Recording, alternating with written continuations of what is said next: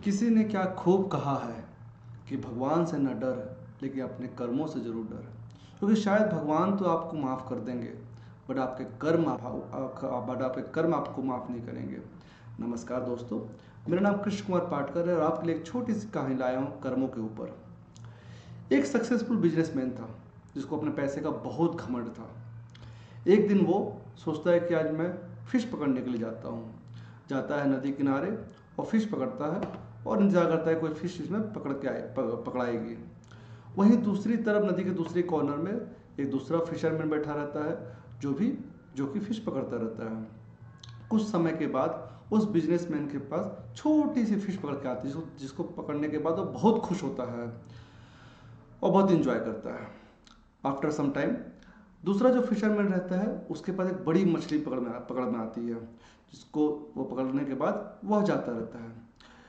वह successful businessman देखता है कि वह छोटे से फिशरमैन के पास एक बड़ी मछली पकड़ में आती है, जिसकी वजह से उसके अंदर जेलस की भावना आने लगती है और वह सोचता है कि यार इसको मैं ले लूँ। जाता है उसके पास, बोलता है ये बड़ी मछली मुझको दे दे।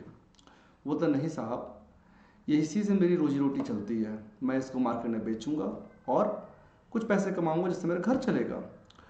बट वो जो बिजनेसमैन रहता है वो बोलता नहीं मुझे चाहिए और ज़बरदस्ती उससे वो फिश ले लेता है। जब वो फिश उससे लेता रहता है तो फिश उस समय जिंदा रहती है और वह उसके थंब में बाइट कर देती है। उसको लेने के बाद वो चला जाता है, समय बीत जाता है।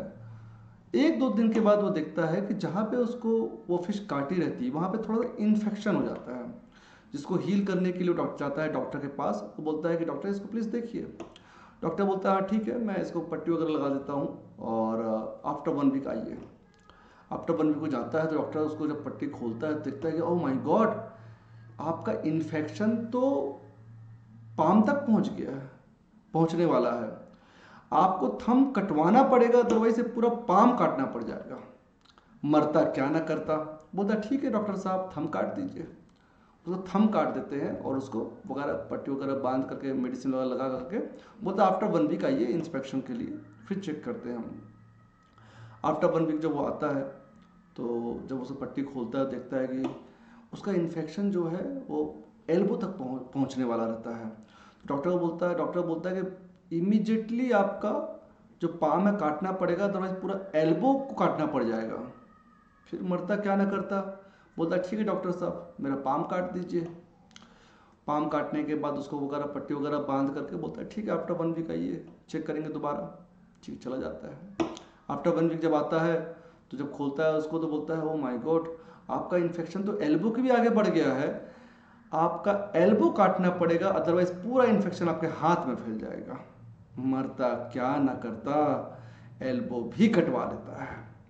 एल्बो कटवाने के बाद जब वो आफ्टर 1 वीक फिर से आता है चेकअप कराने के लिए तो डॉक्टर जब खोलता है तो दंग रह जाता है। बोलता भाई तेरे साथ हो क्या रहा है, तेरा इन्फेक्शन बढ़ते ही जा रहा है, अब तो हैंड के भी ऊपर चला गया, हाथ काटना पड़ जाएगा, कौन सी ऐसी गलती कर दिया।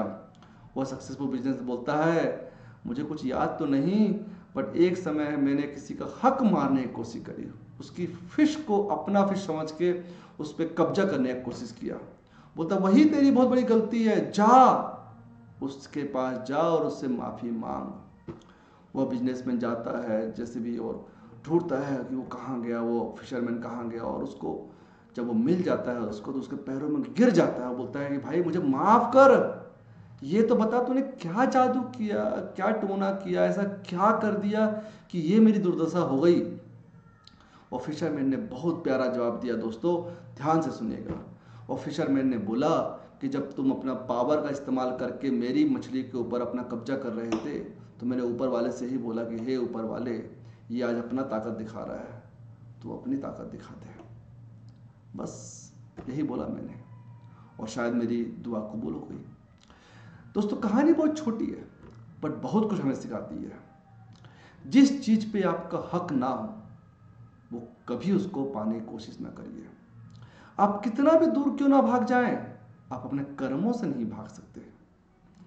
तो always do best so that you will get best. उम्मीद करता हूँ कहानी आपको बहुत अच्छी लगी होगी।